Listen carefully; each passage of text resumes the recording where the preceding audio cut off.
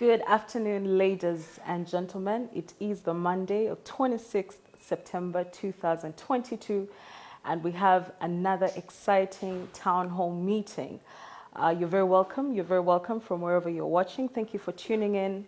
Thank you for taking the time to be a part of today's discussion themed global food and nutrition security, disruption and opportunities. My name is Evelyn Naikova, usually hosting these town halls, and once again delighted to moderate today's event. I am joined by a panel of 6 distinguished ladies and gentlemen, very passionate in what they do and in advocating for food security. I am joined by Mr. Shafiq Kajimu of Fien, Uganda. I am joined by Mr. Perez Kaumi, who is the Deputy CEO of Uganda National Farmers Federation. I am joined by Monica Smith, who is the Managing Director of Reignite Freedom. I am also joined by Mr. Henry Kabale, who is the founder of Hacks Group. I am joined by Miss Susan Namuli, who is an economist and a lover of coffee, I must say. I'm also joined by Mr. Simon Senyonga, who is a lawyer, who is a politician and a director with National Christian Students Association. So these experts or these panelists are going to help us dissect the question of global food security and nutrition, as well as identify what disruptions have occurred over the years in the recent times, as well as the opportunities for you and I to tap into this sector. Now, the conversation on global food security has spanned over the years, over decades or centuries, I must say, but has increasingly intensified over the last 4 to 3 years with discussions, recent discussions amongst global key food players on the future of food and nutrition. I'd just like to read an excerpt from one of United Nations Food and Agricultural Organization's report that was published in 2021 regarding their proposed future of food, and will form the basis of our discussion today. So in that report, FAO says that agricultural production worldwide will have to increase by 70% in order to feed a global population expected to reach 9.1 billion by 2050. Demand for animal protein, in particular, is increasing the strain on the environment. 80% of the world's farmland being used to raise and feed livestock, even though animals only account for 18% of global calorie consumption. Decreasing meat production and replacing it with lab-grown synthetic meat, says the report, would remove pressure to expand livestock operations while freeing up existing land to restore native ecosystems and increase biodiversity. There is a sustainable alternative to going meat-free, which also is a proposition of United Nations Food and Agriculture Organization. And FAO says that edible insects, grasshoppers, crickets, mealworms are rich in protein and contain significantly higher sources of minerals such as iron, zinc, copper, magnesium than in beef. According to them, these insects or insect farming requires less land, water, and feed than traditional livestock. Insect farming and processing produces significantly lower greenhouse gas emissions as a solution to the climate change problem that has emerged over the years and is constantly fronted as one of the key detriments to increasing agricultural production. So according to them, another advantage of insect farming is that it produces less waste. Their excrement, called frost, is an excellent fertilizer and soil amender. The UN Secretary General, Special Envoy for the 2021 Food Systems Summit, says that farming insects could provide an elegant solution to the intertwined crises of climate change, biodiversity loss, hunger, and malnutrition. Now, that is their proposition. However, we also find that environmental activists have thought otherwise of the global hunger situation. And according to them, questions as to whether it is a natural cause or whether it is artificially created is an ongoing conversation. According to them, they've argued that chemical-intensive agriculture is and has been the recipe for world hunger. Farmers and countries that are growing food are going hungry themselves because everything they have grown has to be sold to pay for the costly reduced quality seeds and chemical fertilizers that have in turn affected crop yield and soil quality. According to them, the growth of agribusiness amongst big agricultural corporations has enabled deliberate creation of hunger locally in order to make the world dependent on food supplies through which countries can be controlled as well as their decision-making abilities managed. Now, with specific reference and interest in Africa, we well know that Africa has the largest land per human capita and is an abundant environment in terms of climate, in terms of soils, in terms of the variety of food crops that we have. Yet, it appears that the economic systems in place are robbing people of their right to food.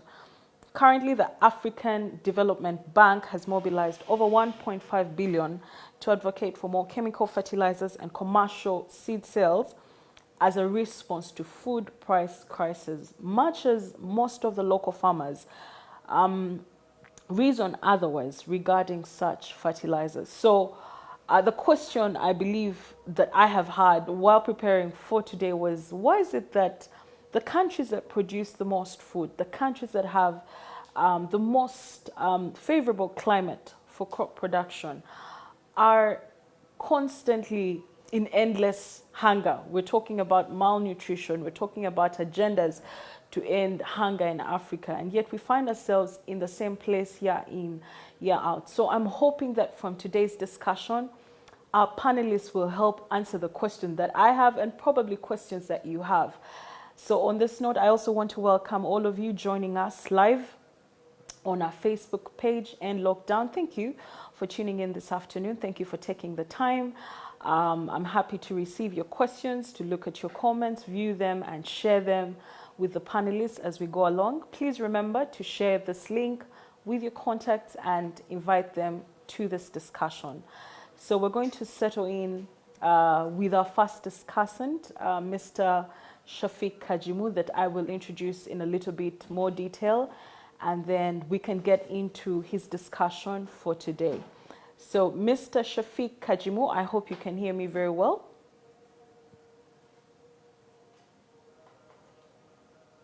Can you hear me well? Thank you. That is Mr. Shafiq Kajimu on the screen, ladies and gentlemen. He is a social worker holding a bachelor's degree in social work and social administration. He has experience of over 6 years working with communities as a trainer and facilitator.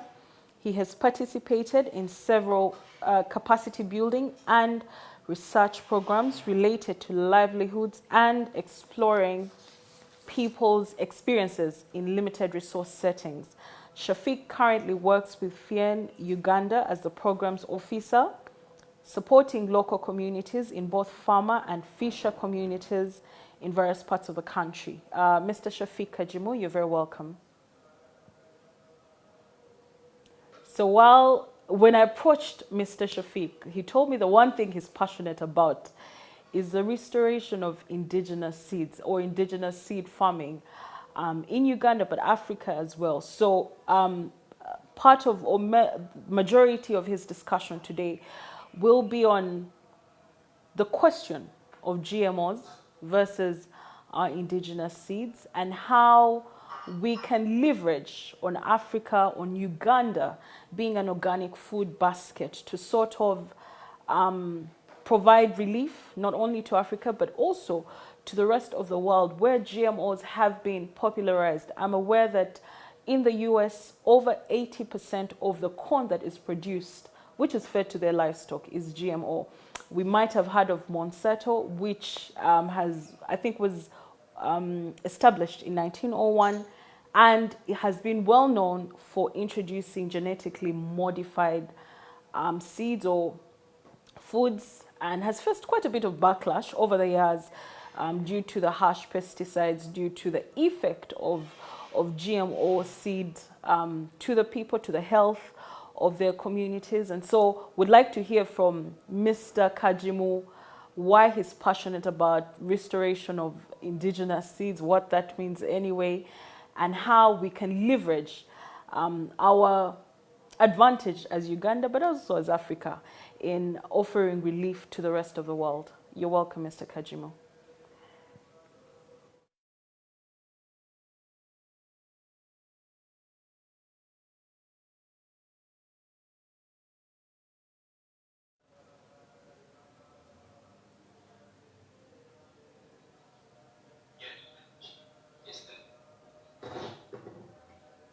You're not clear, Mr. Kajimu.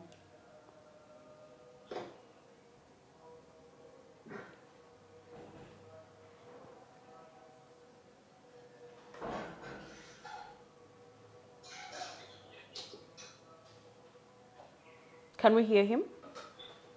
No, we can't.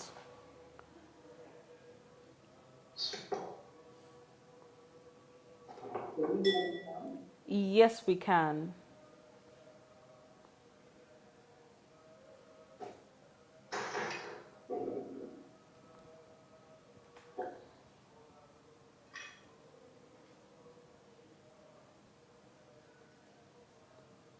All right, I'll ask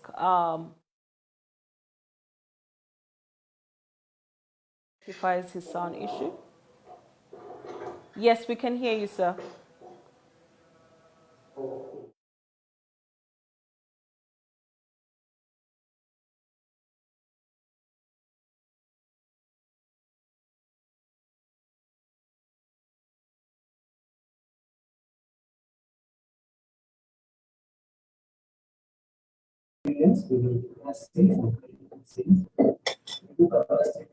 On the right for communities, legal practitioners, and CSOs that are interested in the study.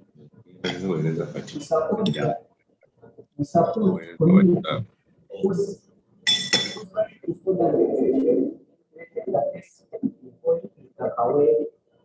where over 2,000 people are evicted from their land. We do advocacy, for example, taking part in the discussion with the bishops and the community.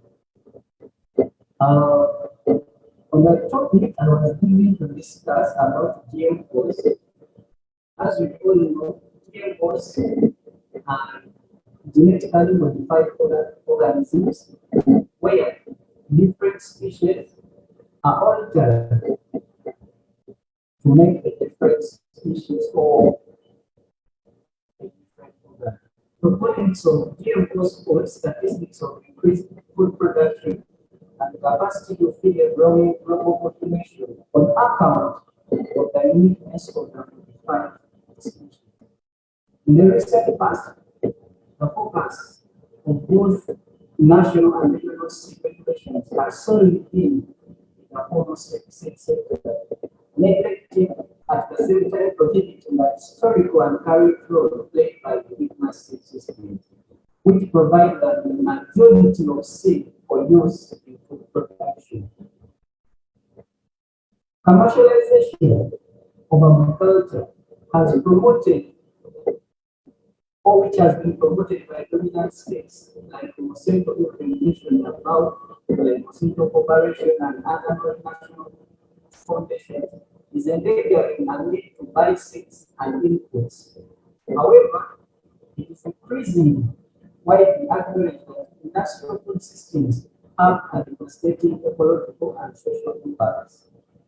Dependency on GMOs, stroke GMO seeds from companies or peasant communities into passive recipients of seeds and agrochemicals, and it promotes a scenario of farmers always having to rely on supply of seeds from the distributors, as these seeds cannot be sold for the next planting season.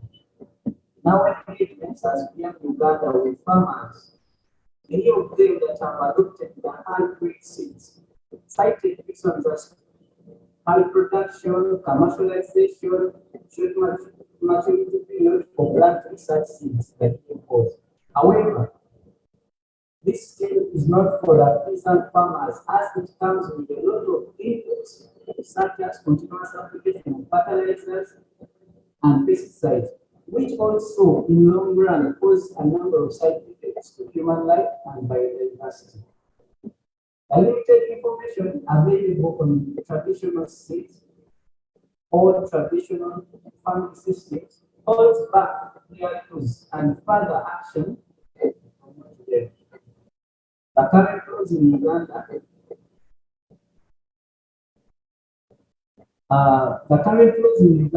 leave a state of indigenous seeds and their management in a gray zone, which exposes them to biopiracy and confines them into the so-called informal seed system. However, at the international level, the peasant rights to seed and biodiversity are guaranteed by human rights framework and the International Treaty on Plant Genetic Resources for Food and Agriculture. The crucial step towards restoration of indigenous seeds is by supporting the rights of people and communities who know how to protect the indigenous systems, recognizing ecological and social interdependence, ensuring respect of food as a nature and as a life itself, and equally giving special attention to the role of women in the advancement of agroecology, work as a pillar in restoration of indigenous systems or indigenous systems.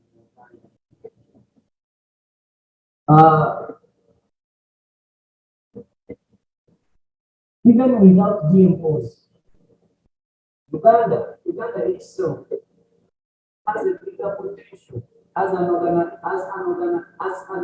basket.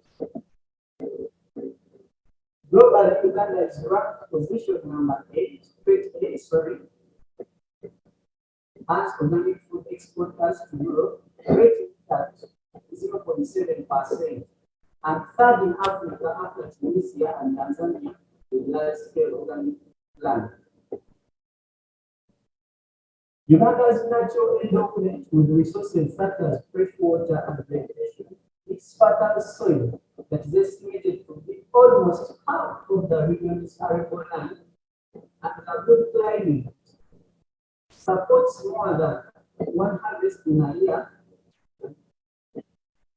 and this makes it very possible to make the country an organic food basket. The country has in place the National Organic Agriculture Policy of 2019, which supports and recognizes the huge potential for organic agriculture for increased and sustainable food production, to safeguard food security as well as enhanced income for farmers. Organic agriculture activities and the sector itself contributes 73% of the total exports and 25% of the GDP. That's according to the National Organic Agriculture Policy. Uganda is among the leading producers and exporters of coffee, banana, and oil seed crops like sesame, soybean, sunflower in Africa, and a major producer of other crops like tea, tobacco. All these scenarios present an opportunity to the country's potentiality of becoming a food basket. However, it is sad to note that a number of farmers do not have all the knowledge they need to produce, process, and market organic products. And the traditional knowledge on agriculture is quickly depleting. Uganda has a legal framework in place surrounding sustainable agricultural systems. And to be sustainable, agriculture must meet the needs of present and future generations while ensuring profitability, environmental health, and social and economic equity.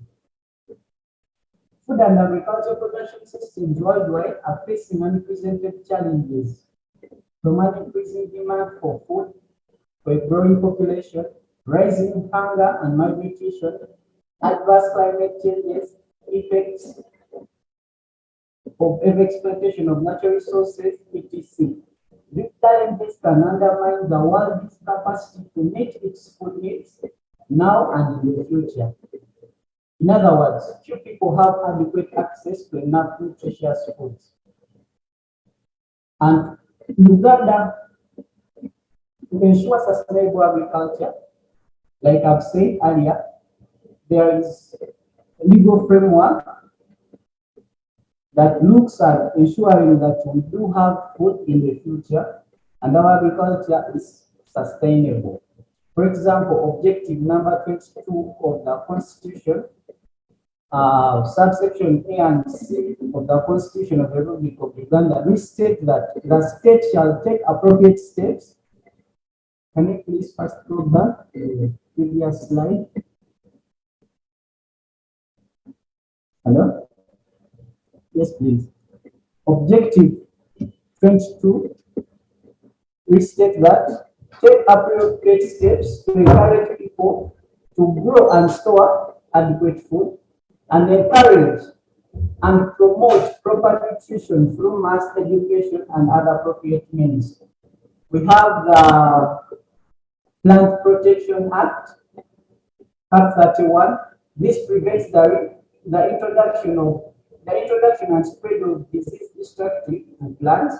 It empowers an inspector to enter any land or building other than a dwelling house that at all reasonable hours for the purpose of discovering pests or diseases in any plant. Thus, this provision promotes sustainable agricultural systems and it addresses the issue of pests and diseases, which is a threat to the agricultural systems. We have in place the National Agriculture Research Act. This establishes the National Agriculture Research Organization, which has been the leading entity with regard to developing alternatives to indigenous seeds and traditional farming systems in Uganda. We have the Uganda National Bureau of Standards Act, CAP 327, that establishes UNBS being a principal entity tasked with the mandate to ensuring that all products coming into or going out of the country conform to the set quality standards. It is also of particular importance when it comes to checking the quality of seeds being used for planting in Uganda. Next slide, please.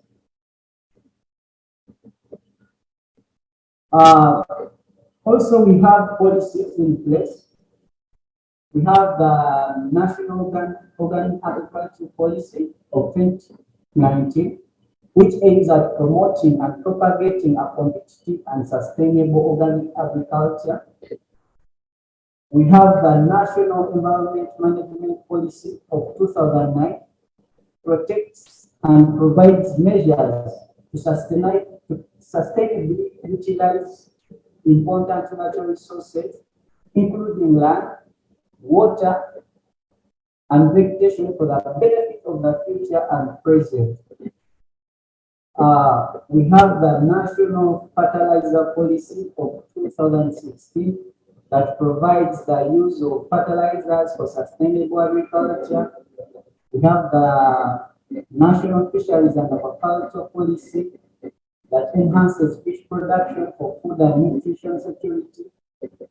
There is the recent Fisheries and Agriculture Bill that is coming, which we think will also promote responsible use of the fisheries resource. Next slide, please.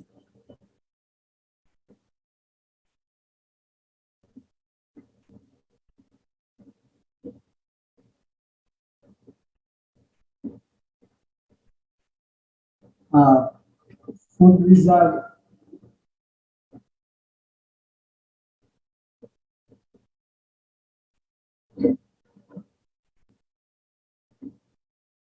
Food security exists when all people at all times have physical and economic access to sufficient, safe, and nutritious foods. To meet their dietary needs and also food preference, food preference requirements for an active and healthy life. There is limited knowledge when it comes to the human rights dimension of food and nutrition during disaster and emergency situations in Uganda. Looking at our institutional capabilities, do exist in inadequacies in preparedness and the capabilities to ensure that adequate food of sufficient quality and quantity is made available and accessible during disaster situations. Whereas our constitution proclaims the right adequate food and the need uh, to establish a contingency fund and a commission responsible for disaster preparedness and management, these have not been instituted. Implementation of several policies, as we've mentioned earlier, has appeared very slow, especially with regard to assuring adequate relief food as a state obligation. The Food and Nutritional Policy of 2003 and the National Policy on Disaster Preparedness and Management of Disasters of 2010 had not been concretely financed and operationalized. Even a fairly recent and ambitious 5-year Uganda Nutrition Action Plan of 2011 was not being funded by the end of 2016-2017 cycle. This implies a reality gap in nutrition programming.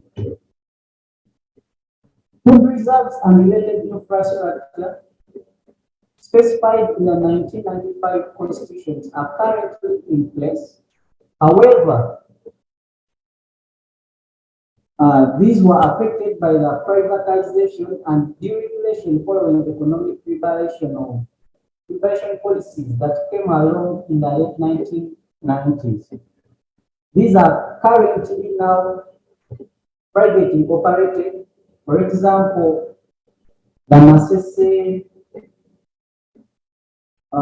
food store in Jinja, we have the one in Kabusi, Nyakatonzi in Kasese, and also presumably in other areas. All these are there, but operating privately. Now, for Uganda to fulfill the right to food and nutrition, as well as ensuring food security, there is established food reserves. Government has always failed to execute their legal obligation to respect and fulfill during emergencies. Even though Uganda produces more food than it consumes, that's as World Food Program, no legal framework or national food reserve system at the national level. This has been a matter of discussion in Parliament and CSOs demanding government fulfill their constitutional and international law mandate. Food reserves provide a reliable emergency food supplies and are a valuable component towards improving access to and distribution of food.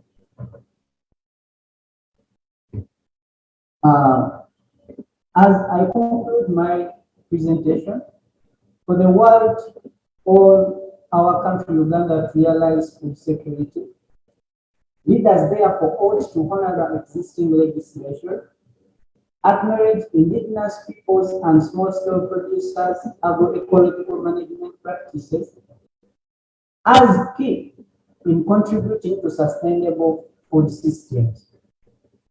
An elaborate and clear response to fiscal, social, and economic access to sufficient, safe, and nutritious food should be strengthened. Food reserves are indispensable component in the normative content of the right to food, of availability, accessibility, and adequacy. As we are soon presenting a paper on food reserves in Uganda, very soon to be on our website. Thank you very much for listening.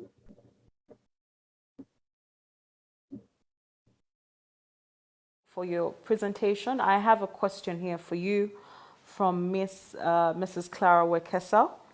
And she says, are there deliberate efforts to research the link between GMO and pesticide use on human disease processes, especially for non-communicable diseases?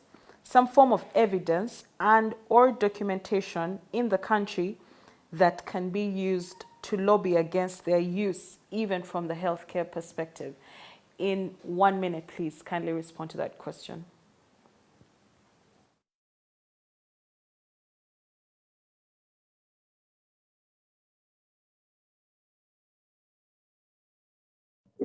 I can't beg your pardon for on your question, please. I didn't get you well. Are there any deliberate efforts to research on the link between GMO and pesticide use on human disease processes, especially for non-communicable diseases? Some form of evidence and or documentation in the country that can be used to lobby against their use, even from a healthcare perspective?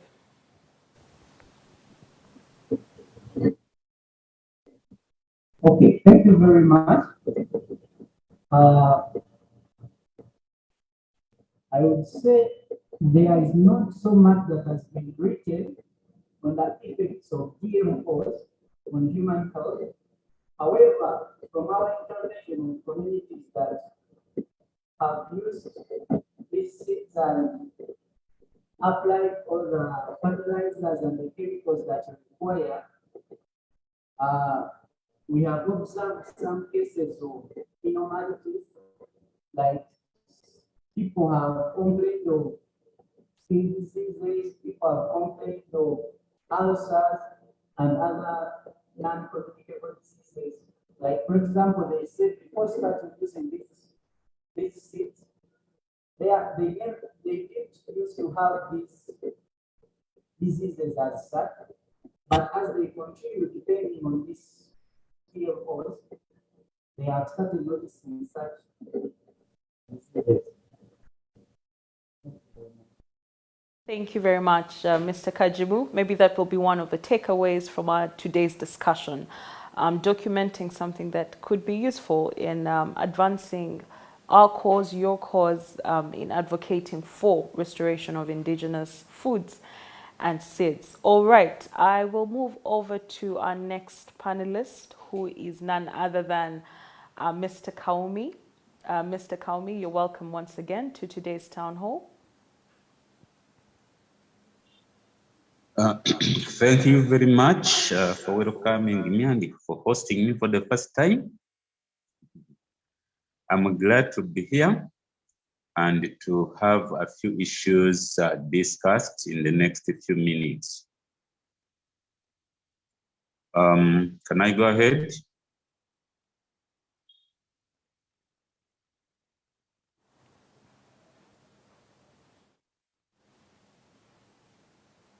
Can I go ahead? Let me just share with them your bio and then we can continue. Okay. All right, Correct. thank you very much. So, Mr. Kaumi, of course, I have to introduce you in all your glory, for lack of a better word. He is the Deputy CEO of Uganda National Farmers Federation and is the Director of Crop Resources with enormous experience working with donor-funded community development, agricultural projects in Uganda and South Sudan. He is highly knowledgeable and experienced in sustainable agriculture, adult training, skills development, and institutional capacity building, as this has been one of his core activities during the last 25 years of his career progression in the sector. He possesses a good experience of international organizations and donor requirements for effective partnerships with local NGOs and UN agencies. He's implemented projects and programs related to sustainable farming and livelihood enhancement, including the campaign against counterfeit agricultural inputs in partnership with USAID. He's also the current chairperson of the Agricultural Chemicals Board under MAAIF. Mr. Kaumi, please, I invite you to share with us your presentation. Thank you very much, Eve. One, for hosting me, but also for introducing me effectively. Like you have indicated, it is my honor to be with you today and to share a few things with you, especially on global food and nutrition security, disruptions and opportunities, plus what we think we can do as a federation. Maybe a little bit about Uganda National Farmers Federation. I don't know if I am audible enough. My colleague, the previous discussant, was not very audible. I don't know if I am audible enough. You're very audible. You're clear. Very good, very good. About Uganda National Farmers Federation in 1 minute. Uganda National Farmers Federation is the largest farmer membership-based organization in the country, operating all over Uganda, and they are representing or speaking for over 4.5 million members across the country. Our membership is mainly the district farmers associations, but also the commodity-specific organizations across the country. We were formed in 1992, and we are also proud that we usually host the annual agriculture shows, the biggest of its kind in Jinja every year. So that is so much about the federation. When I was given this topic on global food and nutritional security, I asked myself, why food nutrition and why food and nutrition security is a concern? We realized that food and nutritional security are likely to become the greatest problems that humankind will need to address in the near and long-term future. Roughly 11% of the Earth's population was unable to meet their dietary energy requirements between 2014 and 2016, and this is according to the FAO report of 2018 season B. This 11% of the Earth's population translates into approximately 795 million people across. This is quite a big number. As the world population continues to grow, much more effort and innovation will be urgently needed in order to sustain increased agricultural production, improve the global supply chains, decrease food losses and waste, and ensure that all who are suffering from hunger and malnutrition have access to nutritious food. Many of the international communities believe that it is important to eradicate hunger within the next generation, and they are working together to actually achieve this. World leaders at the 2012 Conference on Sustainable Development, that is Rio +20, reaffirmed the right of everyone to have access to safe and nutritious food, consistent with the right to adequate food and the fundamental right of everyone to be free from hunger. As you will agree with me, there is a difference between having food, but having nutritious food is more important.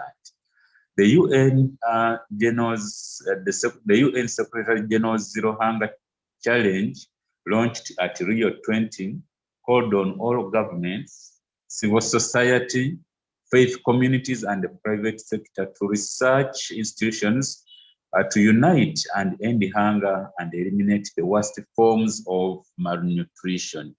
And this is very important to note. that the Zero Hunger Challenge calls for 1, 0 stunted children under the age of 2 years, 100% access to adequate food all year round. All food systems must be sustainable or should be sustainable. 100% increase in smallholder productivity and income, but also zero loss or waste of food. I want to emphasize the issue of all food systems being sustainable. This is very important because sustainability is about doing what is good for you at the present, but also putting into considerations the requirements of the future generation. You have seen a number of issues happening at the present that doesn't really put into the consideration the requirements of the future generation, and this has led to a number of problems that we shall see henceforth. So, the Sustainable Development Goal to end hunger, achieve food security and improve nutrition and promote sustainable agriculture recognizes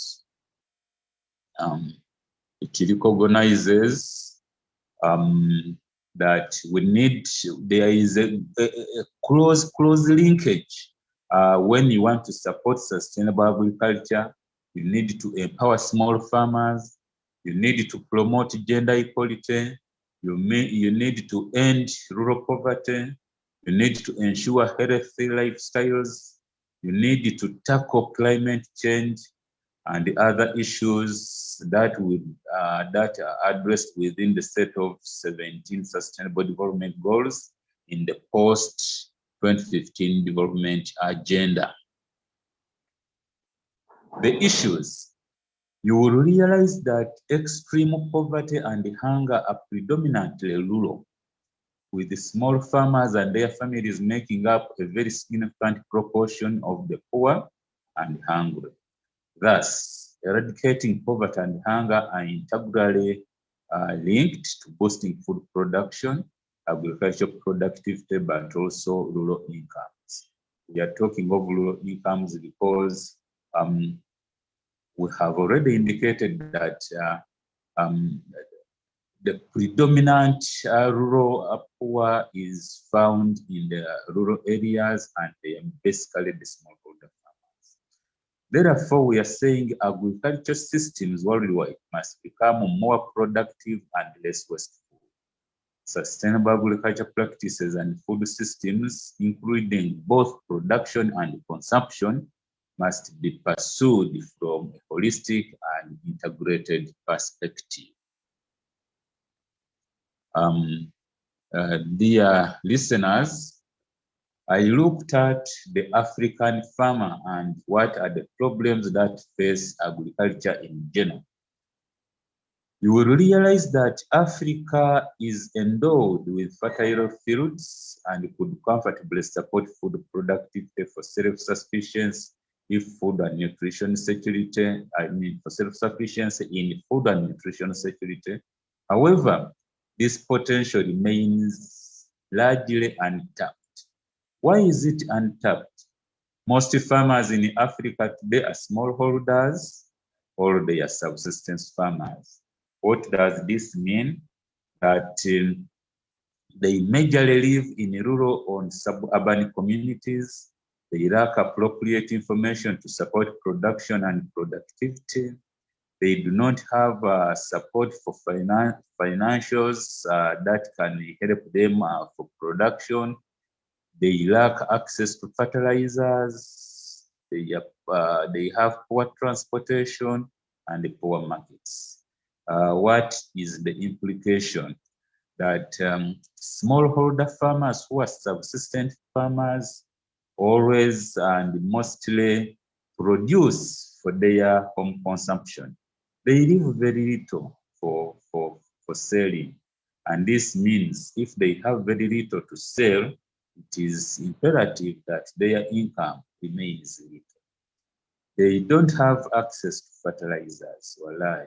You will realize that the world population is growing at a high speed, The land is not expanding, but the food requirement is increasing, and therefore there is need to ensure that we economically and convincingly produce enough to support the growing population.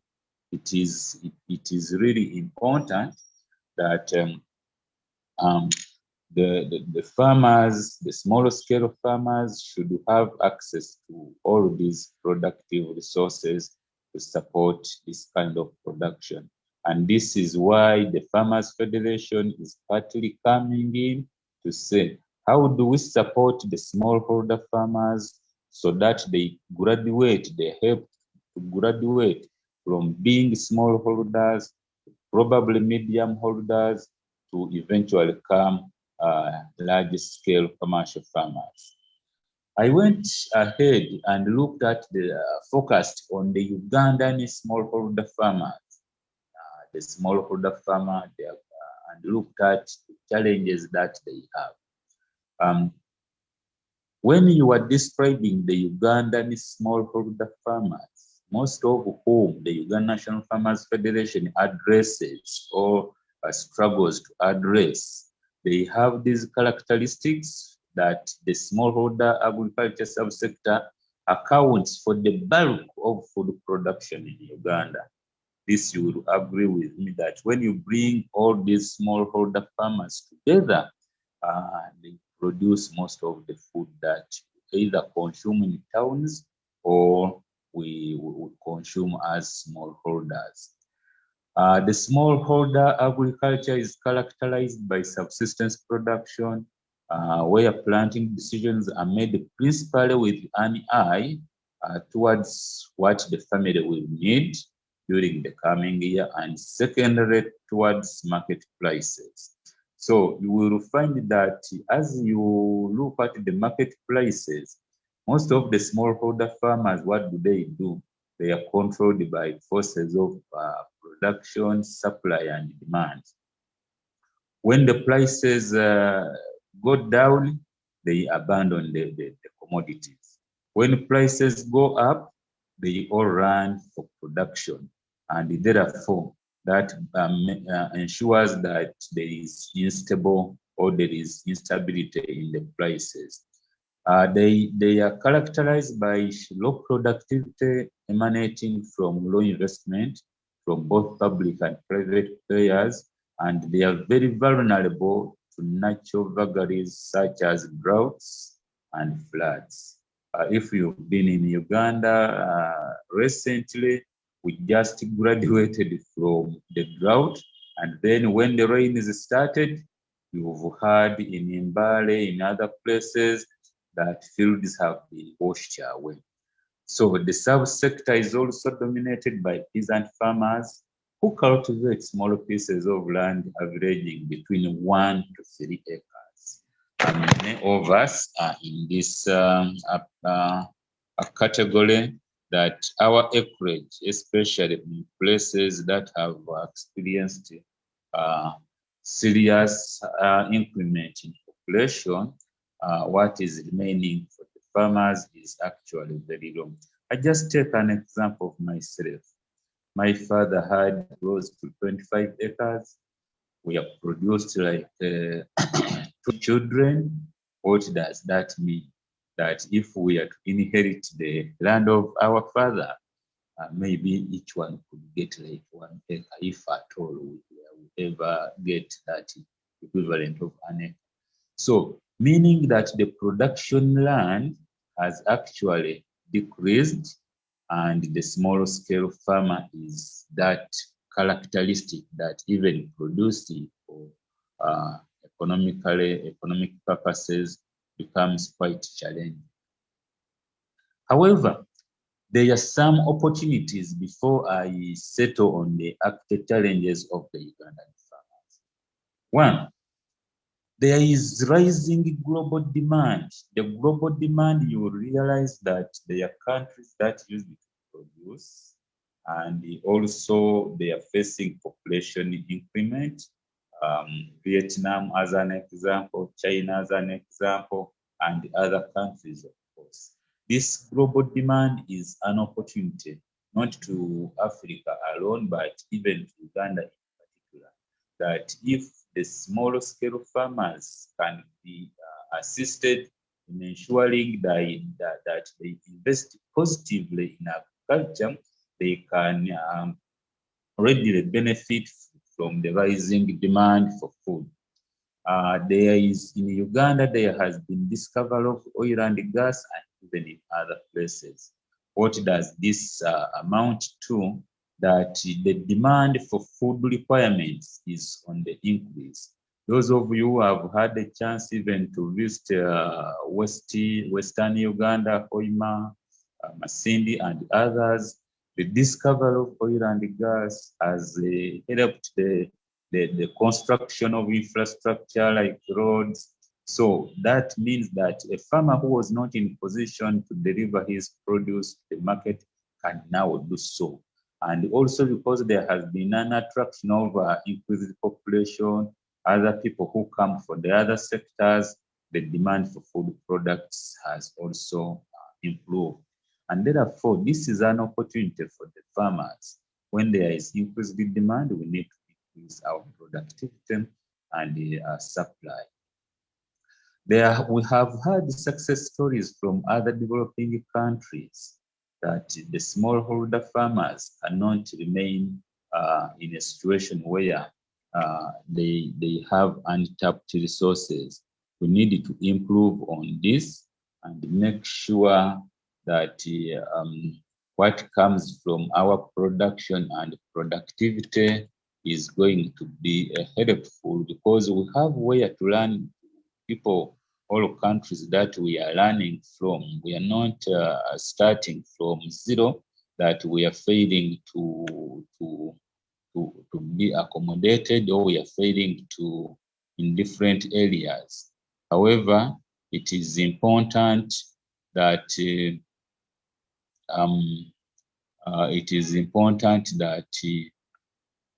we struggle and learn from the different countries what they have had, and also look at the investment opportunities that are available within the country that smallholder farmers can partner in. The market information and partnerships has improved. You realize that in the present situation, there has been an improvement in the sharing of market information through ICT. You look at the ICT in farming and even in other sectors. Because of availability of ICT, there has been an improvement in what the farmer, how quickly the farmers can get information, and we need to look at how best farmers benefit from this improvement. And different buyers can readily share information, different suppliers can readily share information. And this is because there has been that improvement on ICT, which has improved the communication between and among farmers and different partners. At the moment, you can see there is an improvement in the number of supermarkets, contract farming, but also collective action with increased demand for agriculture exports. With this in place, you will understand that smallholder farmers have got the opportunity not to die as poor people, but people who can benefit from the respective opportunities. I have identified some challenges, specifically for the Ugandan small-scale farmers. The land tenure and access rights and the land management is a very big challenge. And this has posed not only a threat to small-scale farmers, but even to larger-scale farmers. Others who have the ability to invest have not managed to do so because of the access rights, the land tenure system in the different places.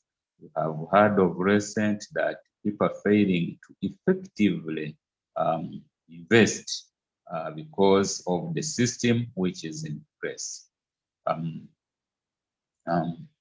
Two, financing smallholder agriculture and access to credit has been a problem to many smallholder farmers.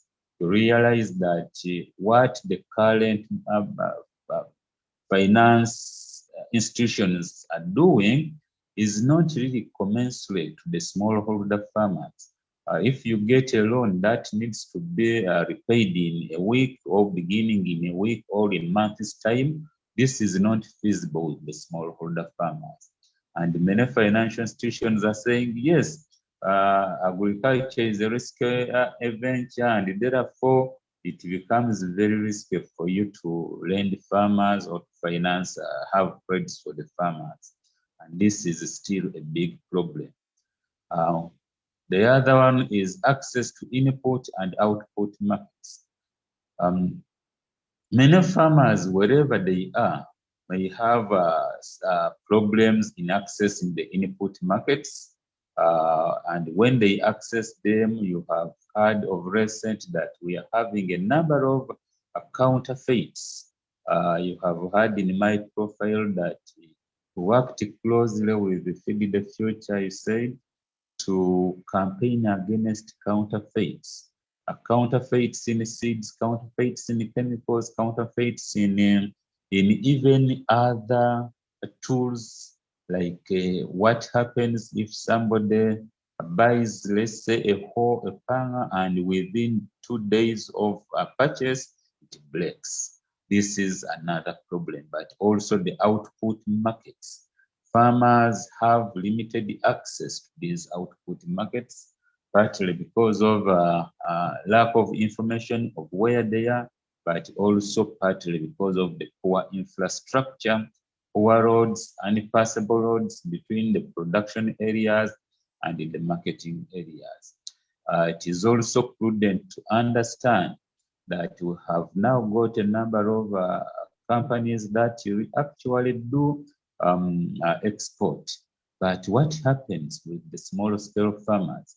Because they don't readily get access to such marketing opportunities, the marketing opportunities end up working through middlemen, and this brings a problem partly to the smallholder farmers, but also to the larger scale producers, simply because the access to inputs and outputs is limited. Infrastructure, I have already talked about the good roads. It is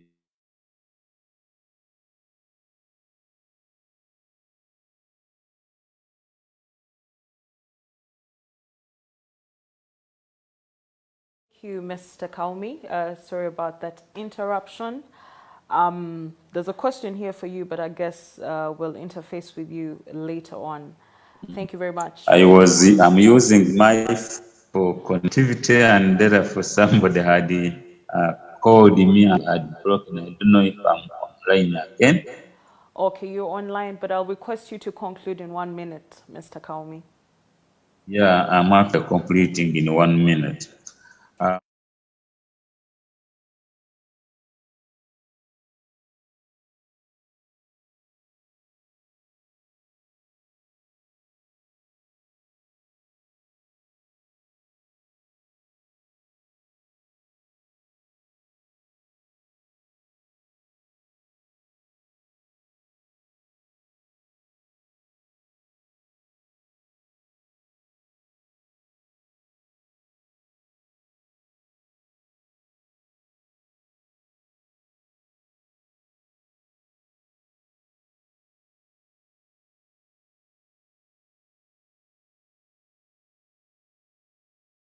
All right, thank you, Mr. Kaumi. I'll just go ahead to ask the question that one of the commentators has put across to you.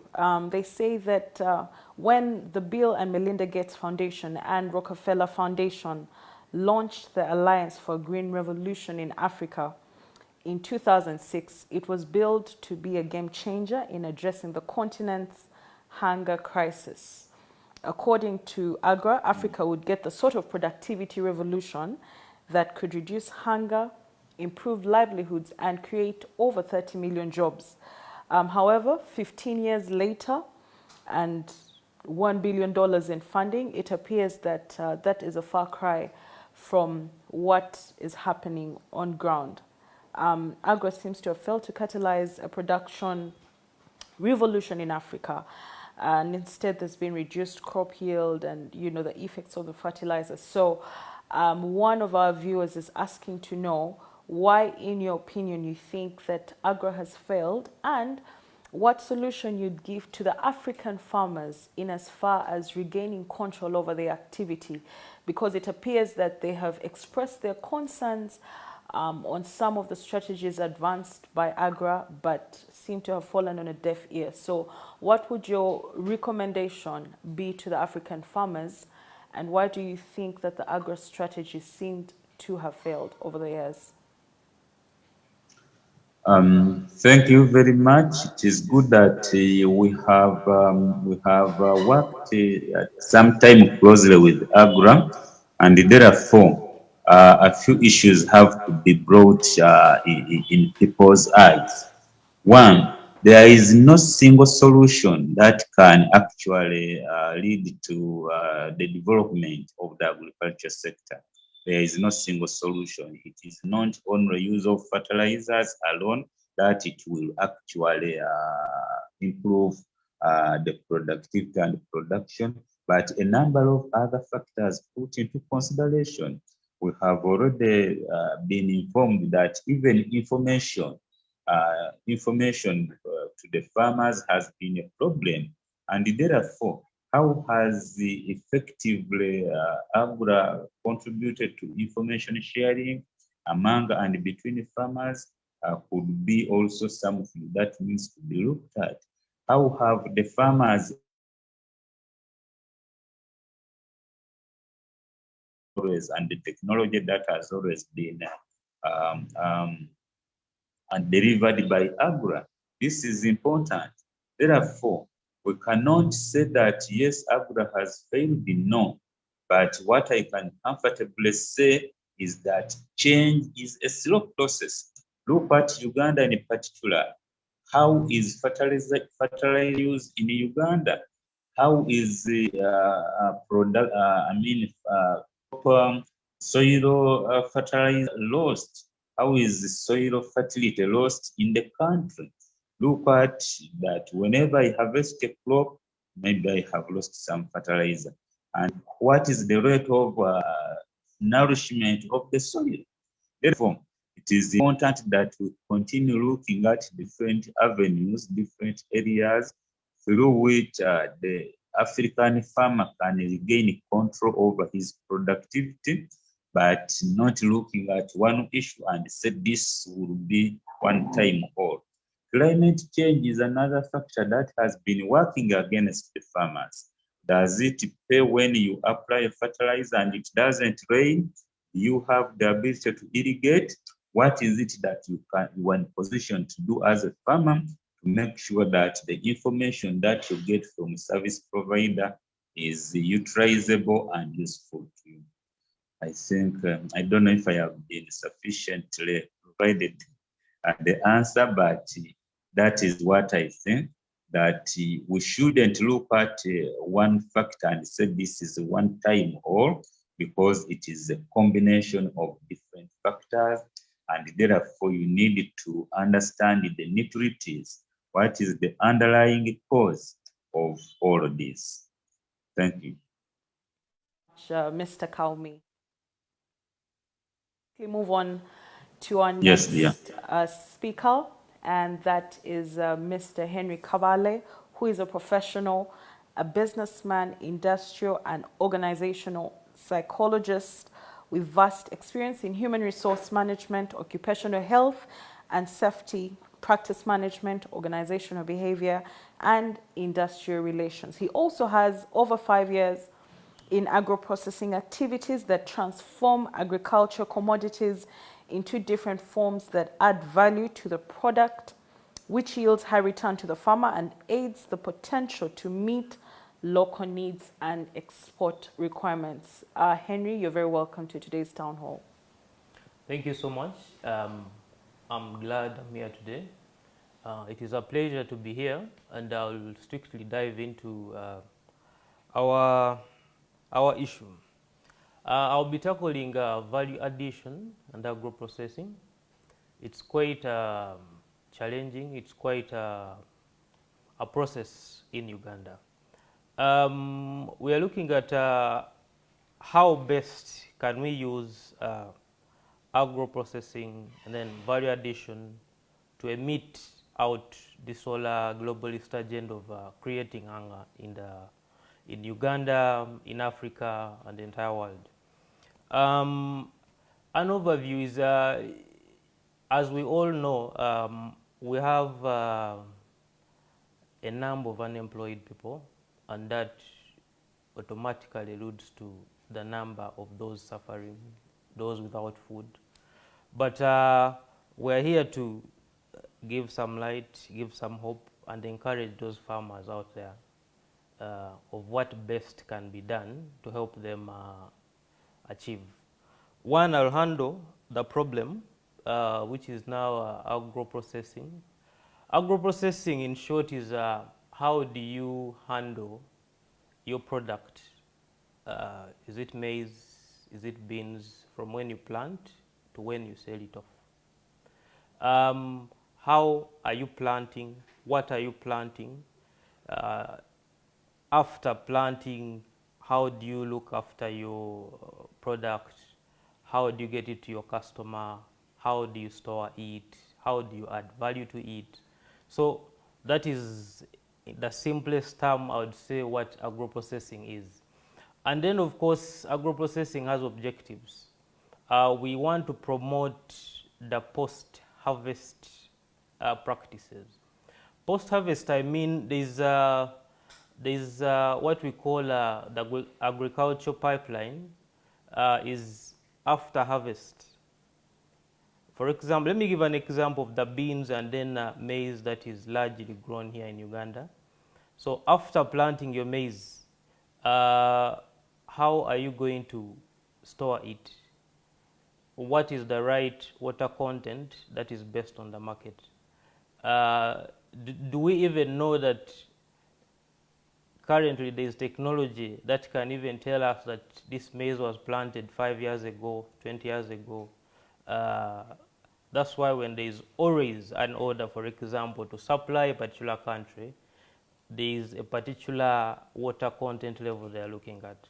So the objective of agro-processing is to encourage and promote those good practices that are going to help us have the right product, have the product in plenty, and then in the long run, everyone will have food, and the story of hunger will be history. Value addition, in short, is after having the product at the farm, you've harvested your matoke, you've harvested your beans, sesame seeds, pineapples. How best then can you add value to it to be competitive? The aim of the value addition is for you to be able to compete with other mainstream, for lack of a better word, sellers. It is very absurd that in Uganda we hold over 60% of the arable land in the entire world, and it's only Uganda that has 2 seasons per year. So with such blessings in our country, we are still having hunger as a problem. So most farmers have been taught about value addition, but why are we adding value? In the first case, we're adding value because 90% of our farmers don't know what exact product is to give out. How is it supposed to be? Take an example. If you to say you want, say, 90 tons of maize now, you'll have to call Zambia, you'll have to call Tanzania, because Uganda can't even produce something as elementary as red beans for business. It is absurd that most of us are doing subsistence. subsistence, I mean what we plant is for us to eat. But there's a lot that we can do with our land. There's a lot that we can do with our products. There's a lot that we can do to eliminate hunger. So if we've added value, we are creating jobs, we're creating more money for our people, we are creating more revenue for the country. And then in the long run, if everyone has $1 in their wallet, maybe every 2 hours, they can easily purchase food, which food is also available and it's produced by us. Then most farmers, in most cases, have issues with bulk, like I've explained. I've had an order for about 500 tons, and they wanted it urgent. What is happening in Uganda is there is produce, but the produce that is available is old. We are not having capacity to plant, then store, and give at the right time. So what is happening is we are having agro-produce brokers. I'll buy my 500 tons every maybe 2 months when the beans go low, when the maize go low. Then when there is demand is when I sell. But our products are not working because we are selling old. We are not selling new, we are not selling quality. So we are adding value because most of our farmers have not embraced the bulk farming. It is very hard to find one that is having over maybe 50 acres of land with one agricultural produce. So in conclusion, I would say with the right agricultural practices, with the right value addition, with the right government descending down to the right people, the issue of hunger, the issue of food can be solved in the quickest time possible. I thank you for listening to me. Thank you very much, Henry, for your contribution to today's discussion. I hope we're learning a thing or two. 60% of our land is arable land. Indeed, we're a very blessed country. I'm going to read a couple of comments, and then we can get into the set of our next discussants that will help us analyze today's theme at a regional and international level. So before I get to our next panelist, allow me to read a few comments from those of us that are following online. Miss Carol Sekandi says, Mr. Kaumi, to supplement the smallholder farmers, can some lands be gazetted, like in Karamoja and Sebe areas, to be identified for purely commercial and extensive farming on lease arrangements for those who are interested, using indigenous inputs so as to resurrect what was many years ago? Just like the sugarcane growers are acquiring land, so this can be for agricultural farming. That's from Mrs. Sekandi. Then we have Tina K, who says Africa has a lot of potential to be the food basket to the world. African governments therefore ought to, 1, resist the agenda to control food supply by the globalists. 2, make the agricultural sector a priority by implementing policies that encourage people to grow organic food, building capacity to ensure high quality produce, remove the effect of middlemen to access markets, amongst others. 3, improve infrastructure, especially roads, warehousing facilities, electricity supply, and machinery. Tanzania Julius says sensitization is needed to the people in some areas where commercial crops like sugarcane are grown on a large scale, and such many people don't grow food crops and therefore result to buying, hence food insecurity in such communities. Thank you very much for the contributions that are coming in. I see, I think it was Kajimu Shafiq that responded saying it's challenging that they can't resist because the GMO manufacturers have bigger budgets and attract governments to give in. All right, thank you very much for your comments. I will keep reading them as we continue with today's discussion. And right about now, I will move to our next panelist to help us assess what is happening on the international scene regarding food shortages, and that is Miss Monica Smith. You're very welcome to today's Town Hall, ma'am. Thank you so much for having me. Can you hear me and see me okay? In the interest of our viewers, I'll share a bit about you with the viewers. And Monica has been on the front line of Australia's freedom movement since August 2020. She hit the international stage when she spent 22 days in solitary confinement in a high security prison for promoting anti-lockdown protests. Monica founded an organization called Reignite Democracy Australia, which continues to be one of Australia's loudest voices against encroaching government tyranny. Most recently, she has launched a new brand, Reignite Freedom, which has the initiative Global Walkout. I guess we'll start from there. Why were you arrested, Miss Monica? Well, obviously I'm a criminal. Well, no. So basically, it's called incitement, which means if I was to incite someone, encourage someone else to commit a crime, I am also can be in trouble for this crime.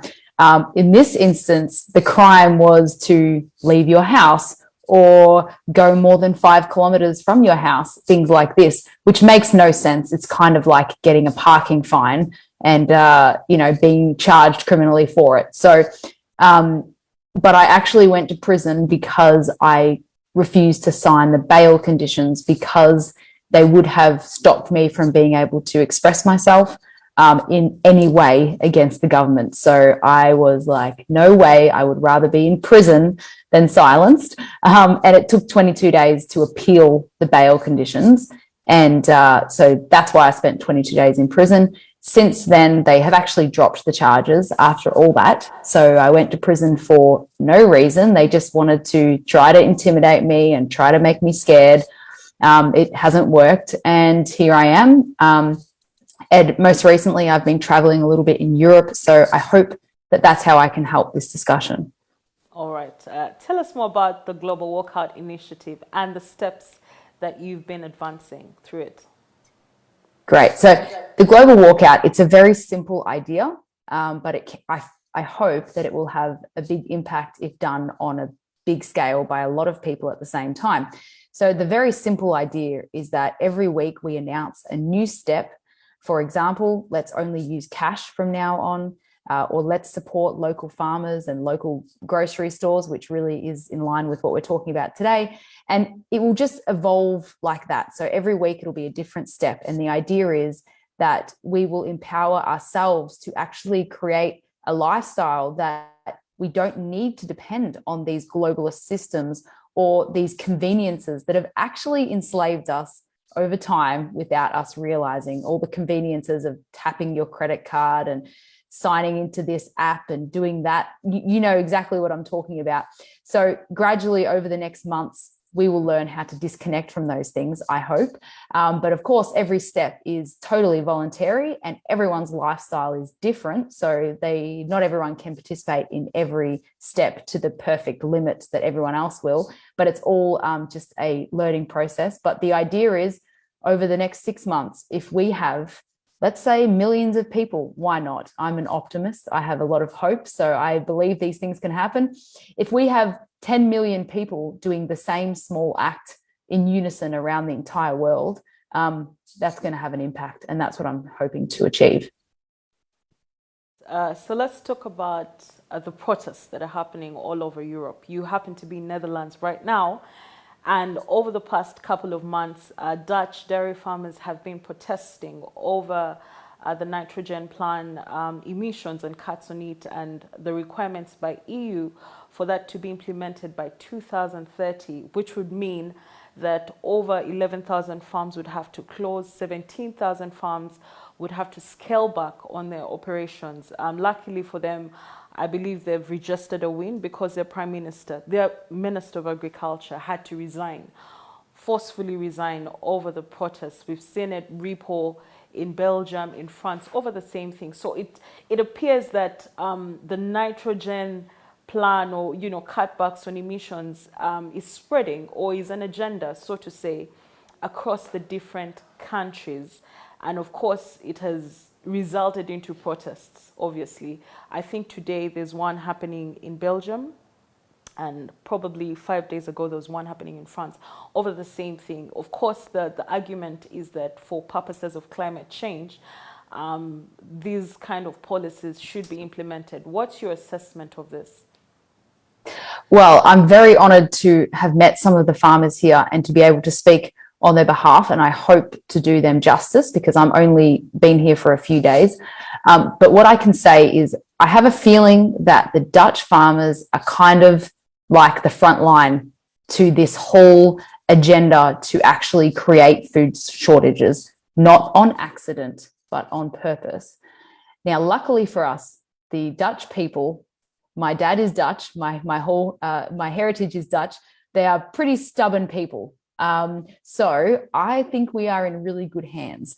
The other reason why I think we are in good hands is because I've been driving around Holland over the last few days, many hours of driving, and I can tell you for sure that there are more farms, especially in the north, that have upside down flags all across the highway than there are farms that don't have flags at all. So what I'm trying to say is it seems that more of the farmers are against this push for restricting food these things, than they are for it. And actually what I hear on the ground is that it has united both sides of politics, whether you are pro-jab or anti-jab, or whether you like the prime minister or not, it doesn't really matter. The farmers have actually come together on this because they recognize that they're going to lose a lot of their income and their family heritage farms and things like that. I know for a fact that some farmers have already sold, and the problem with this is that the market value of the farm has dramatically decreased.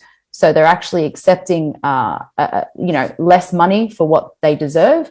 And it's really going to be telling over the next couple of months what's going to happen. But I can tell you they're stubborn and they're not finished.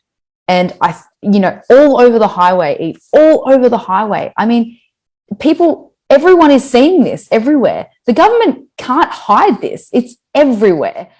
So I just think it's the most amazingly peaceful and impactful demonstration I've ever seen. And I think that we can take a lesson from the Dutch here. And I hope that we can make this a global thing sometime soon. But I hope that answers your question. But I do think, I feel the strength here on the ground is really, really high. And I think we should have hope that the Dutch are actually going to fight this. All right. My question would be something that you just mentioned a few seconds ago, advocating for local purchases from local grocery stores. Why do you consider that as an important initiative in pushing back against this global food shortage? Well, a lot of farmers are forced to sell their products to the big grocery stores, which really squeeze them in terms of the costs and the profits. And it also makes them very vulnerable to those big corporations. So if that big grocery store was to then say, well, I need you to do this or do that, they will be stuck and they will have to do what they're told, or they will lose their farm. But if they have, say, a database of local consumers, even let's say 100 people coming to their farm and buying eggs from them, for example, this could keep them afloat if things go bad. So it also shows them support as well. And I do understand that it is a big ask, especially if you have a busy lifestyle. Going to the big grocery store is a lot easier. Obviously, you get everything at once. But I have heard people have made the effort to do this and they have really enjoyed meeting the farmers or meeting the local grocery stores. It might be a little bit more expensive, but you're getting very good quality food, which is another gentleman here explained. It's not just about feeding yourself, it's about it being nutritious, and getting actually organic things directly from the farmer, knowing exactly how the process is done is really invaluable. So even if it's a bit more expensive, I think it's worth it. But also on the cost side of things, the more we purchase locally, the cheaper it should become, in theory. So if we stop spending money at the big ones, start spending money at the smaller ones. It'll start to get cheaper, and we'll create community around as well. So a lot of people are explaining that when they do go to the farms, or they make friends, they create communities, and who knows what could come from that. So it's not just about the food itself. It's about a lot more than that. All right, thank you for that. Maybe another question, and the last that I'll ask for now, is that somebody might find credit cards more convenient to use. Why are you advocating for increased use in cash? I agree that it's so easy. I used to have an Apple Watch, and I had my credit card on there, and I felt like Inspector Gadget. It was great. But the thing is, it's getting us used to these conveniences, which is going to bring in the digital ID and a cashless society very easily. And there are dangers about a cashless society that I had not thought of until recently, which is that you won't be able to leave the house without a form of technology on you. The fraud and the spamming is going to be insane. People with disabilities or people that aren't very good with technology, they're going to have a very hard time if we go cashless. So the whole point is that you might think that you are just one person, and you are just one person. But if 10 million people stopped using their credit cards right now and only use cash, it would make a huge impact, and it would help us to stop the digital ID and to stop a cashless society. So just have a think about that every time you tap, So that's what I would say. It's worth it. And also, every time you pay with cash, there is this funny look on the person's face because they're not used to cash. And it is a great opportunity for you to say just one little sentence like, it's really important that we keep cash alive. And often they agree with you. So it actually bridges a conversation that you can have that's not confronting or not political, and everyone can actually agree with it. And the last thing I'll say is, if you do cash jobs on the side, let's say you have your full-time job, but once in a while you do a job on the weekend, cash job, these side jobs will be they'll be gone, and we won't be able to make money away from the eyes of the government, which I'm not going to go into any more detail about that, but you understand what I mean. All right. Thank you very much, Monica. I'll get back to you shortly. Right about now, I am going to invite the lawyer that we have on today's panel, and that's Mr. Simon Senyonga. He's not new to these discussions. He's a lawyer. He's a politician. He is the director of National Christian Students Association. I'd like for him to weigh in on a couple of issues that have been raised by the former panelists. And I'll start off with one of the points that was raised by Mr. Kajimu in his discussion, and that's the question of GMOs. Simon, first of all, you're very welcome, sir. Thank you. Thank you very much, Evelyn. All right. So on the question of GMOs, specifically, we'll talk about what has been happening in Uganda over the past couple of years. The GMO law, so to say, was initially introduced in 2014, and there's been quite a bit of discussion surrounding it. It was rejected by the president on 2 occasions because he deemed some areas grey. Now, last year, if I remember correctly, NEMA proposed coming up with GMO regulations that would act as a stopgap measure in the absence of a law, to advocate for use of biotechnology and GMO and things like that. Now, I'd like for you to weigh in on, from the policy side, and regarding having laws in place that advocate or that enhance agricultural systems. What is your take on this GMO law? I think my approach will be really from the practical approach of implementation of the laws. When you speak about policy implementation, in essence, the question you're begging is in regards to what our budgetary priorities. Now, that's an area that obviously many lawyers would love to stick to the law, but it's very important, especially in implementation. Specific reference can be made to the report of the Auditor General, I think from last year in Uganda. The idea, one of the segments of the Auditor General's report was in relation to one issue that the first presenter mentioned on our legislative framework and its implementation. In terms of creation of a consolidated fund, when you look at the laws concerning the financial institutions and even the implementation of the budget, in Uganda, they really enhanced the creation of a consolidated fund as a key aspect of dealing, and a contingency fund as a key aspect of dealing with any disasters that hit us. Why am I building this background? That you come in a situation as of this time where government has not prioritized the aspect of the creation of a farm contingencies fund that can be reverted to where emergencies come up.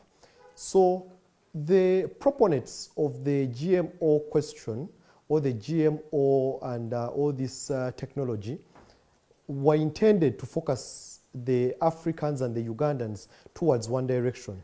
That in case of emergency, you need a fallback position, and that would be the GMO technology. And irrespective of that, you don't need to overly rely on organic foods, because that apparently is not sustainable according to them.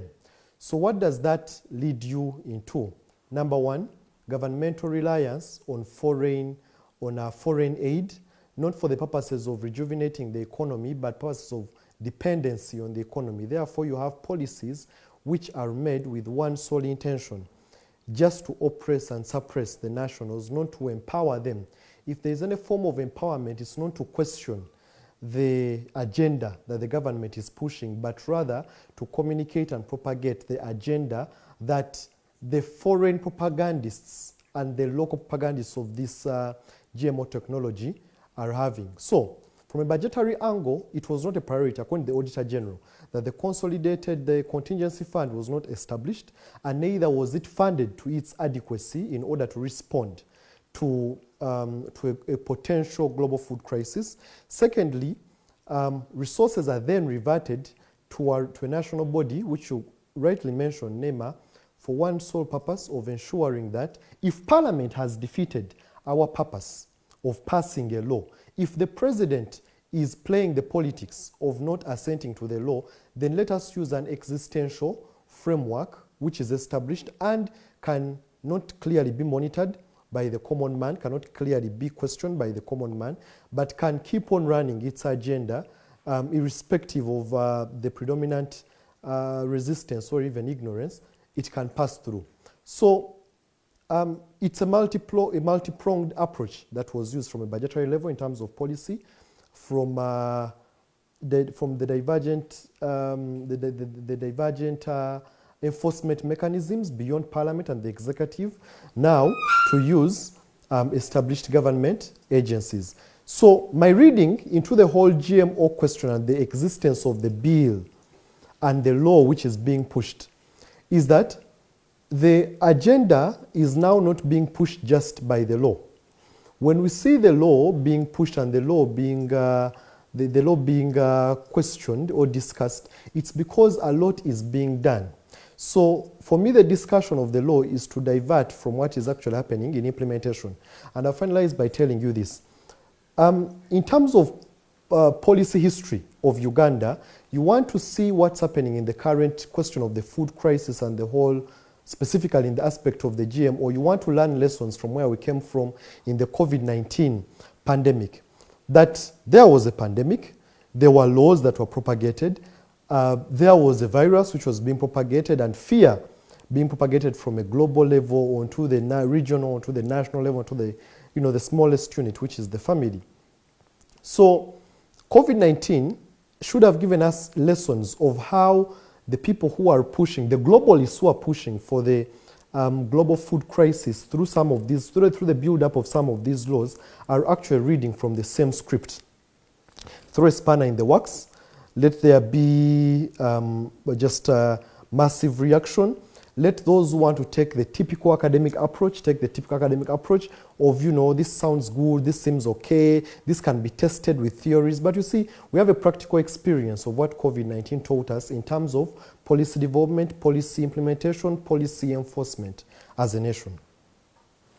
All right, thank you very much, Simon. Now, speaking of protests at a regional level, Monica's just been sharing with us about what's been happening in Netherlands and other parts of Europe. I will bring it down to what recently happened. You were talking about the COVID-19 pandemic. So while countries were grappling with the disease, India was being faced with three laws, what they termed as the Farm Acts, that had initially been passed by the Indian Parliament, but faced a lot of resistance because their argument was that they'd be very unfair to the local farmers in the sense that it would give opportunity, or what these acts provided for was that the local farmers would be able to sell directly to the big corporations. Their concern, however, was that this would leave them at the mercy of the big agricultural corporations, the big global players, so to say.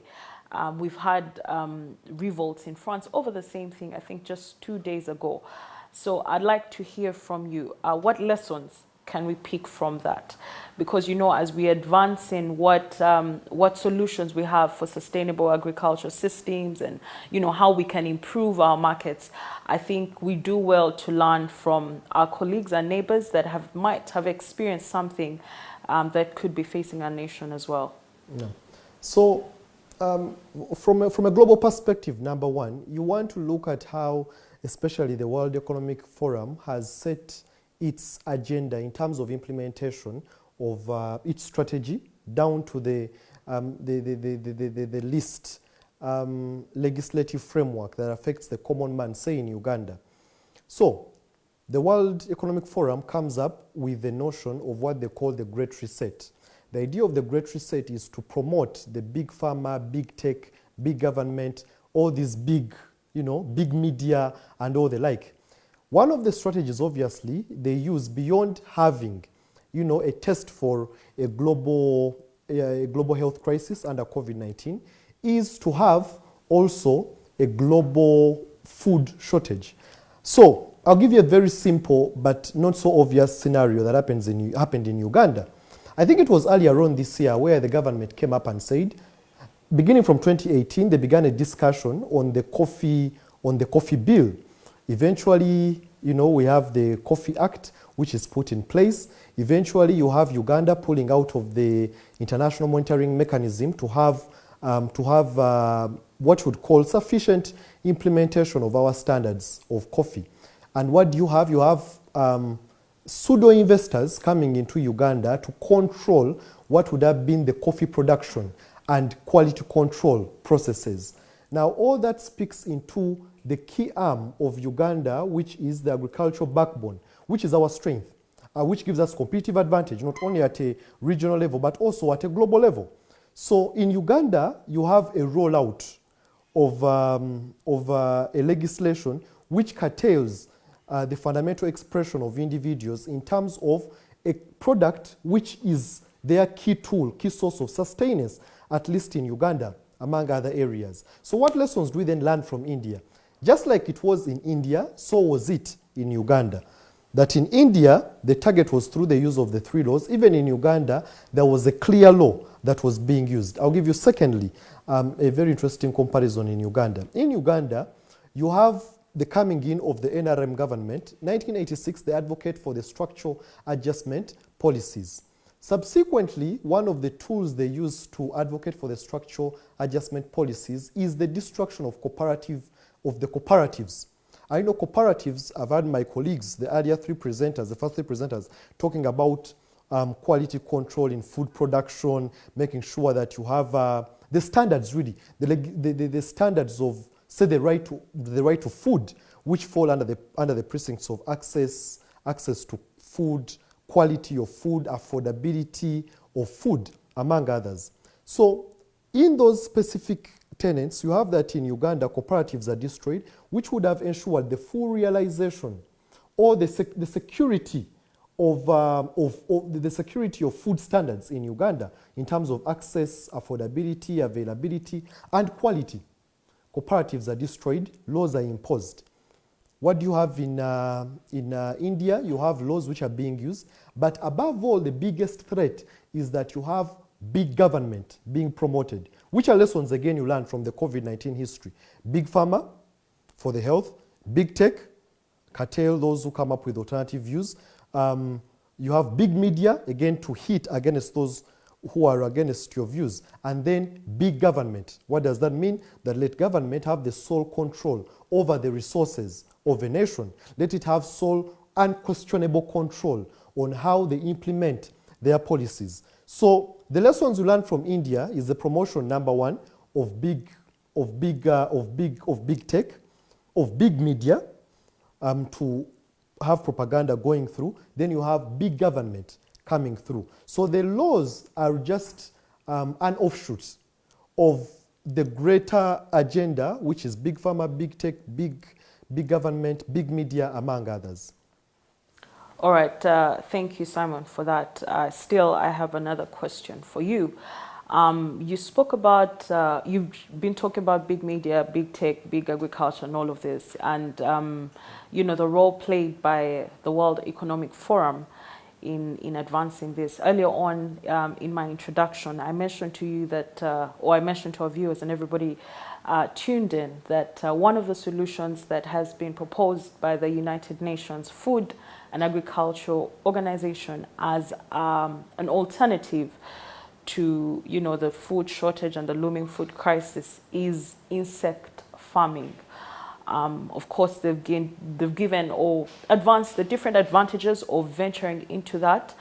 And most recently, EU, actually early last month, August of 2022, approved mealworms and crickets as novel food. And for it to approve it as novel food means that there's no risk associated to including insects as part of our diet. Initially, that was welcomed, or that actually was welcomed, because there's been need to have laws that enhance the insect farming that has been happening quietly, so to say, over the past 2-3 years. But now we have the European Union recognizing insects as part of our food, but most importantly, as an alternative source of proteins. We've had a few global players like Bill Gates proposing that, instead of having to deal with livestock that, have climate change effects, we could have lab-grown meat, we could have synthetic meat, we could have insects groomed, or what can I say, in factories, with the use of AI. I'd just like to hear your thoughts on that. Well, obviously, it's in summary for me, it's ridiculous suggestions.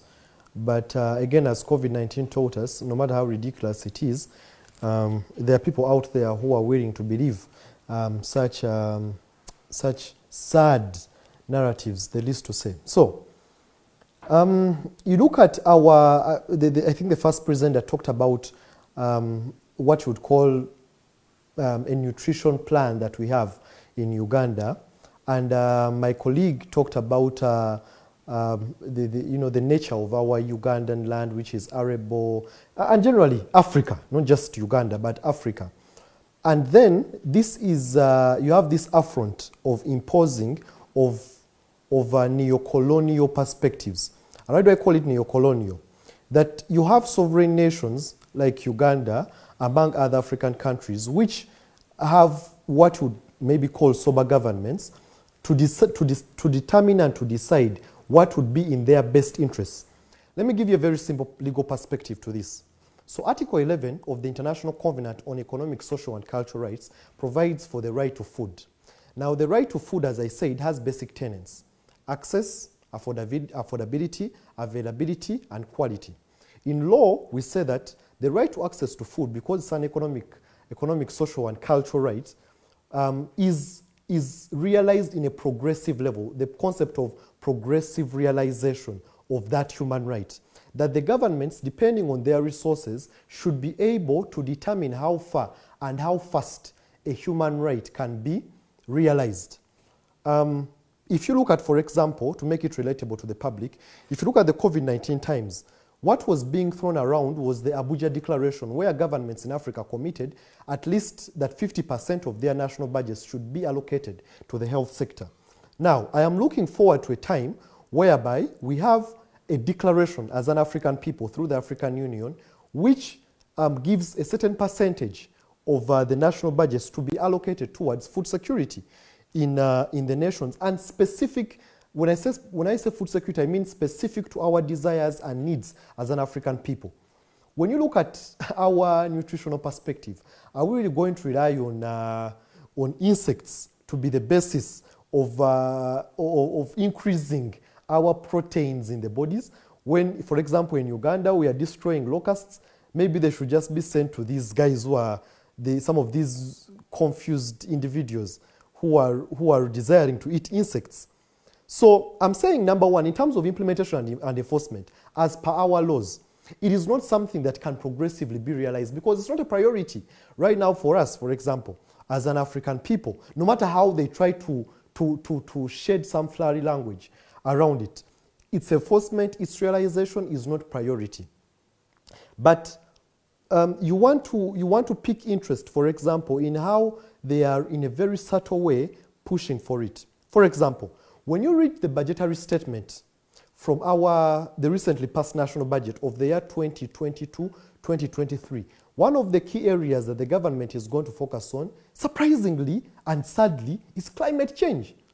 Well, I don't think climate change is the biggest threat we are facing as a people in Uganda.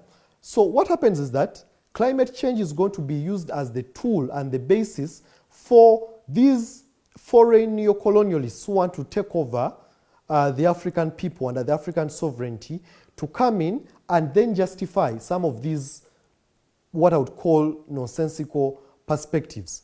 So beyond the lack of enforcement and the reading, for example, of our budgetary priorities, you want to again pick specific interest in the fact that systematically and steadily, the African people have surrendered their sovereignty not to foreign nations, but to foreign, not even foreign, but to intergovernmental or independent agencies.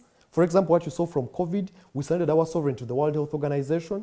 Now comes the food crisis, where we are, the African nations are beginning to surrender their sovereignty to the likes of the World Economic Forum, World Food Program, and all the likes of this. So what I read from these intentions is the continued assault on the African sovereignty by causing them to subtly believe what they think is the best for them. So I hope that as the discussion gets to be concluded, we can really chart a way forward on what would be the most viable options to counter. Because beyond knowing the agenda, beyond appreciating the agenda, is then what do we do as a people to protect our sovereignty? I mean, and our dignity and our independence. The speakers have spoken about the theory, but there is a practical aspect to it. So that's where I believe the biggest interrogation should be. All right, thank you very much, Simon. Lastly, I will pose a question. I know you for being very vocal when it comes to your spiritual standing, and we cannot separate food from spirituality. Interestingly, actually, I think it was September 5th of this month, the conference that happened in Kigali.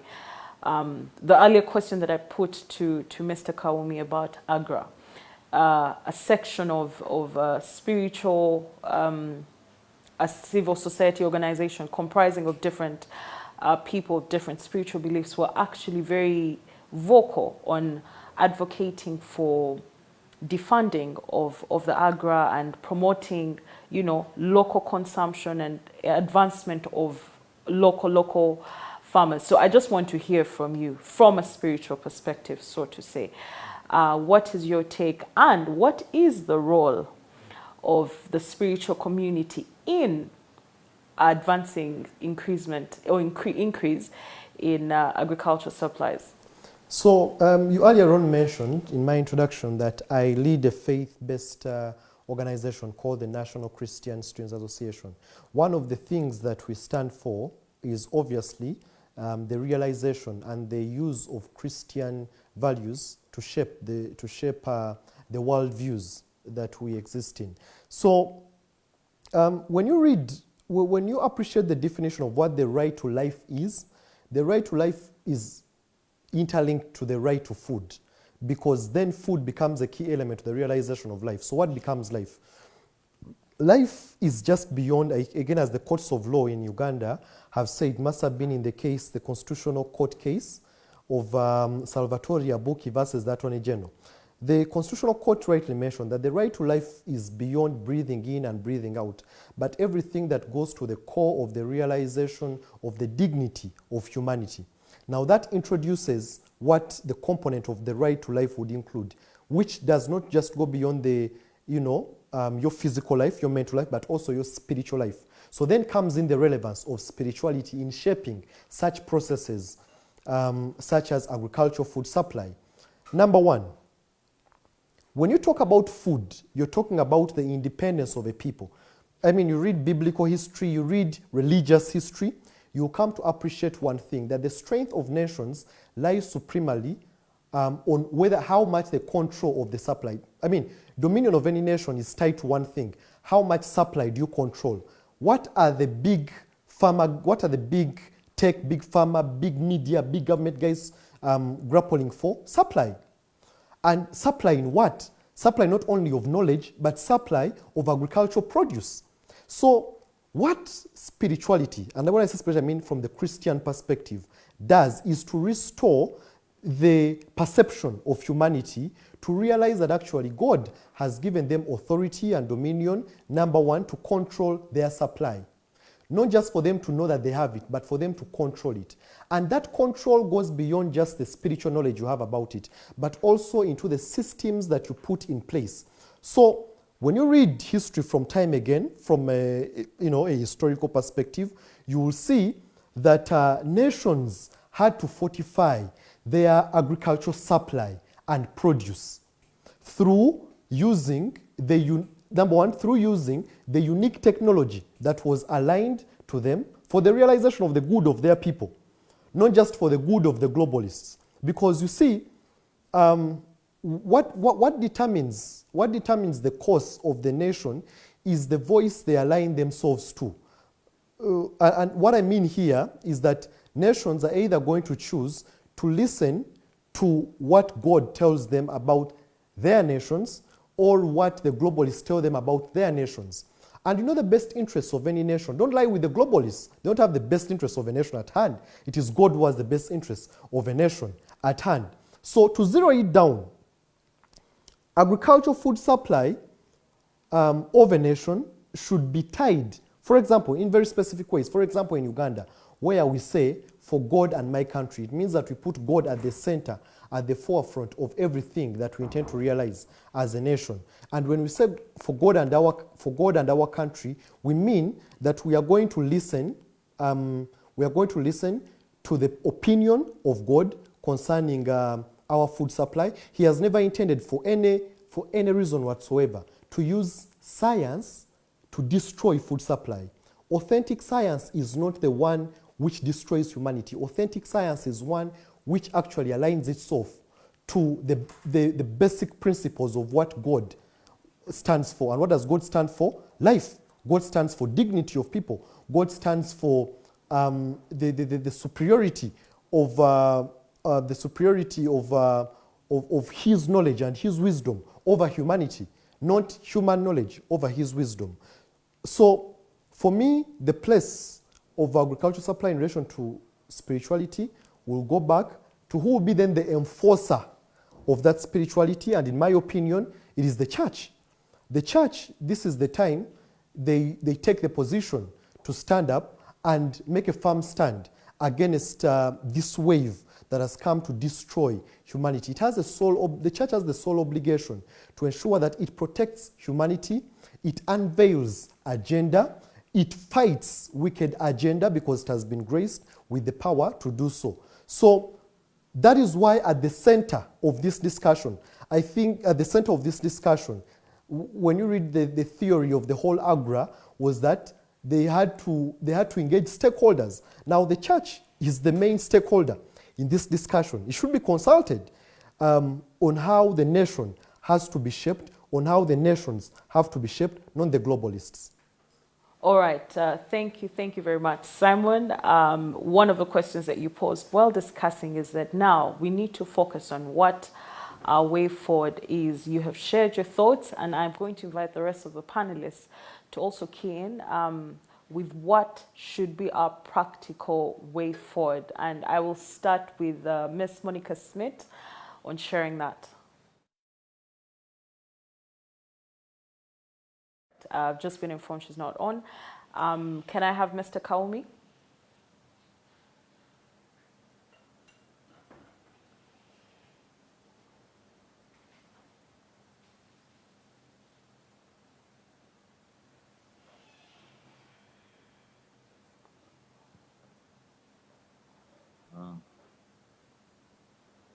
Okay, Mr. Kaumi to come on. Maybe I'll move to Henry. Henry can share with us your practical way forward for us from this discussion today. All right. Thank you. I'm glad to be back again. Like my colleague has been saying, you can't separate the spirit from food. Whoever has the food bank, in conclusion, whoever has the food bank will be the king, as it was in the days of Joseph. So my practical solution is, we are still lucky that we still have organic seeds right now. We are lucky that we can now work on having the best storage. If we have the best storage, we can have everything that we require to eradicate all this GMO policy and the seeds that are already on the market. So I would encourage all farmers, let's work on our storage, let's work on how we keep our products, so that we need to have a policy where we only plant what can regenerate itself. I always want to allude to the Bible. God made each seed on earth with its next generation within it. So let's work on storing the right products, the right seeds, and in a short time, this will be history. I thank you. Thank you very much, Henry. At this point, I'll invite Mr. Kaumi. I think he's back on to share with us his closing thoughts. Yeah, one, I want to appreciate for all the discussants, but also for the good deliberation that have taken place. It is important to continue understanding that if we are to develop the world, and if we are to develop the country, then developing agriculture is a must, and therefore understanding the nitty-gritties of what is important for agriculture development is good for our economy, but also for the sustainability. So invest in agriculture, that means investing in sustainable development. I really thank you a lot for the day. Thank you. Thank you very much, Mr. Kaumi. I will invite Mr. Kajimu Shafiq to share with us your closing remarks.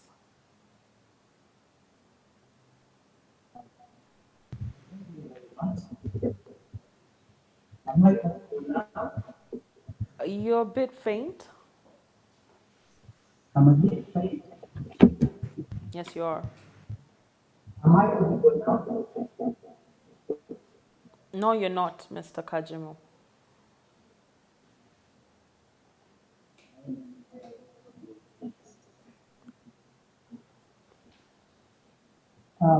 My concluding remarks would be, there is need to have a strong media strategy, increase awareness and counter-react to the promotions of hybrid seeds. And lastly, policy advocacy towards having a policy framework that supports farmer-led seed systems is also important. Such advocacy efforts need to be backed up with research and evidence to counter-react to the major arguments in favor of these GMOs, but also to find innovative ways of how farmers can mobilize themselves to establish seed banks at the grassroots levels. I would like us to imagine a scenario where farmers must always rely on supply of seeds from seed suppliers, but even at the end, these seeds cannot be saved for the next planting season. Recently, when we were in Masolita, some farmers had missed out a season just because they were waiting for the government to give them seeds. So I think there is need to empower these grassroots communities to have or establish seed banks within their communities. Thank you very much for this opportunity. Thank you very much, Mr. Kajimu. And lastly, we'll have Mr. Simon Senyonga with your concluding remarks. So the independence of our sovereignty as a people, not just in this nation of Uganda, but everywhere in the world, lies in the one thing called questioning agenda. Beyond just the facade that is presented by whatever platform, by whatever government, by whatever agency, you need to read through, or you need to question the agenda, you need to ask the hard questions. And then following the global conversation concerning the issues which we are passionate about at a national issue, at national level, will definitely get to show us how far we are supposed to go in fighting the agenda. So the question of advocacy should be tied to questioning and unpacking the agenda, not just propagating the agenda we have been given. The question of the sustainability of our agriculture, the planning, the design of policies and programs that can give us a sustainable food supply as a nation is only going to be tied to how much you question these agendas. But above all, preparation will be very, very key for us as a people, making sure that we increase our productivity. So not listening to the naysayers of what agenda it is, because they begin first by throwing fear to us, and then the fear is believed, and because of that we act in line with that fear. So preparation in terms of ensuring that at the most least level of the family unit, agricultural production is being revived. Advocacy should be taken to the level of revival of corporations as a people, so that then we are secure in the protection of our interests at the most local level, but also a challenge to the leaders who say they are Christians in places of authority, that this is the time where they have to stand up to be counted as to whether they will stand for the side of what God believes for. So just like your faith was tested in COVID-19, again your faith is going to be tested in this time where the global food crisis is being not just announced, but planned and prepared. All right, thank you very much, Simon. Thank you so much to all our panelists. Thank you to all our viewers, to all our participants. Thank you for a very engaging discussion, for your comments, for your suggestions. I've just seen someone suggesting that there's got to be a physical workshop with all the stakeholders as the next step going forward. We've discussed quite a bit, shared quite a bit of ideas, but it helps to advance them further to those in the decision-making position. So thank you very much for your engagement, for your thoughts, for your suggestions, for your questions. I thank all our panelists for taking the time this busy Monday afternoon to devote and share with us their knowledge. We definitely appreciate you. And from me to all of you, I wish you a great week, a blessed Monday, and thank you very much for tuning in today.